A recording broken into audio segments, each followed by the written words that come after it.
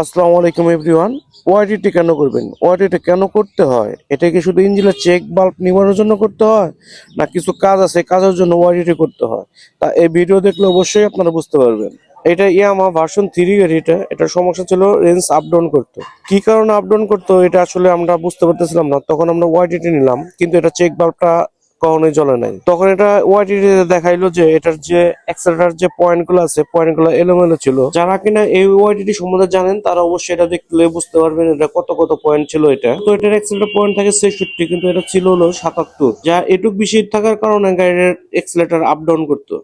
আমরা অবশ্যই এটা ওয়াইডিটির মাধ্যমে এটা 66 করে দিলাম, যে দেখেন এটা 66 করে দেওয়ার পরে ইনশাল্লাহ সবকিছু ঠিক হয়ে গেছে। এফআই গাড়িগুলো আর এগুলা ডিভাইস ছাড়া আসলে কাজ করা একটু অসম্ভব হয়ে দাঁড়াইছে।